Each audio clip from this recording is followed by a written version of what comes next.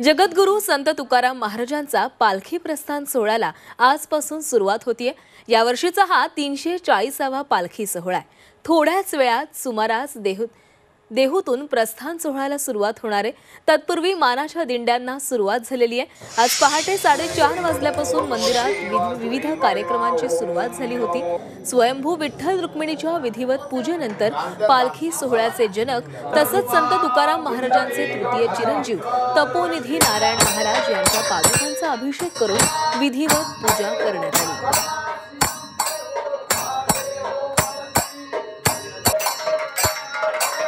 आणि यानंतर आपण थेट देहूमध्ये जाणार आहोत, कारण आमच्या प्रतिनिधी चैत्राली राजापूरकर त्या ठिकाणी आहेत। चैत्राली,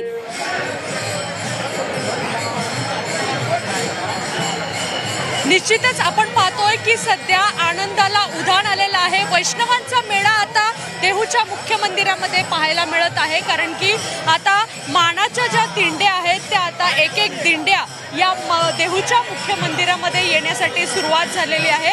आणि खऱ्या अर्थाने आता काही वेळातच पालखी प्रस्थान सोहळ्याला जी आहे ते सुरुवात होणार आहे। काही वेळातच मुख्यमंत्री देवेंद्र फडणवीस जे आहे त्यांचं आगमन होणार आहे।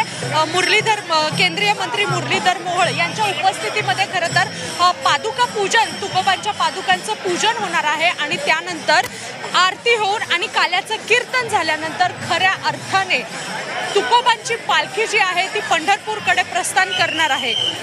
आता जर आपण पाहिलं तर वैष्णवांचा मेळा जो आहे तो या देहूच्या मुख्य मंदिरामध्ये पाहायला मिळत आहे। झेंडेकरी असतील, फडकरी असतील, त्याचप्रमाणे टाळकरी, हे सर्व जण जे आहे ते या देहू नगरीमध्ये दाखल झालेले आहेत। एकच विठू नामाचा गजर जो आहे तो आपल्याला या पालखी सोहळ्यामध्ये पाहायला मिळत आहे। टाळ मृदुंगाचा गजरामध्ये हे सर्व वारकरी जे आहेत ते विठू नामाचा गजर आता सुरू करू लागलेले आहेत। अवघ्या काही वेळातच पालखी प्रस्थान सोहळ्याच्या मुख्य पूजेला सुरुवात होणार आहे आणि त्यानंतर खऱ्या अर्थाने पालखी प्रस्थान सोहळा हा सुरू केला जाणार आहे। आपण जर पाहायला गेलं तर मोठ्या संख्येने वारकरी जे आहेत ते देहू नगरीमध्ये दाखल झालेले आहेत आणि देहू नगरीमध्ये दाखल झाल्यानंतर त्यांच्या तोंडी एकच विठू नामाचा गजर आणि तुकोबांचा गजर पाहायला मिळत आहे। आपण जर पाहायला गेलं तर या संपूर्ण परिसरामध्ये विठू नामाचा गजर एकच होतोय, त्यामुळे अवघी देहू नगरी जी आहे ती विठू नामाच्या आणि तुकोबांच्या गजरामध्ये न्हाऊन निघालेली आहे। प्राची, नक्कीच चैत्राली, तर वारकऱ्यांची अलोट गर्दी या ठिकाणी झालेली आहे आणि सोबतच या पालखी प्रस्थान सोहळ्यामध्ये सहभागी होण्यासाठी स्वतः वरुण राजाने देखील हजेरी लावलेली आहे। आणि आपण देहूमधली ही दृश्य पाहत होतो। थोड्याच वेळामध्ये पालखीचे प्रस्थान होणार आहे। मानाच्या दिंड्या या ठिकाणी यायला सुरुवात झालेली आहे। 24 तासवर ही आनंदवारी पाहताय। आज तुकोबांच्या पालखीचं प्रस्थान होणार आहे। अवघ्या काही मिनिटांमध्येच या सोहळ्याला सुरुवात होणार आहे। हे सर्वच वारकरी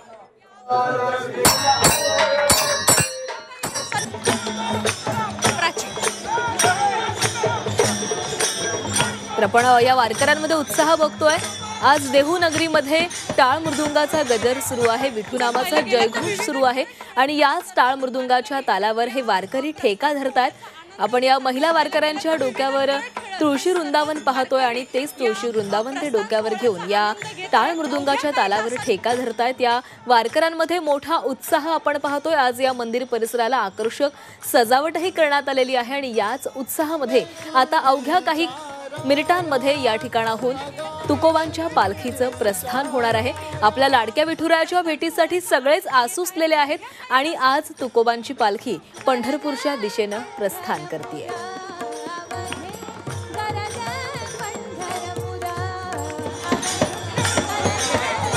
पाहायला गेलं तर विविध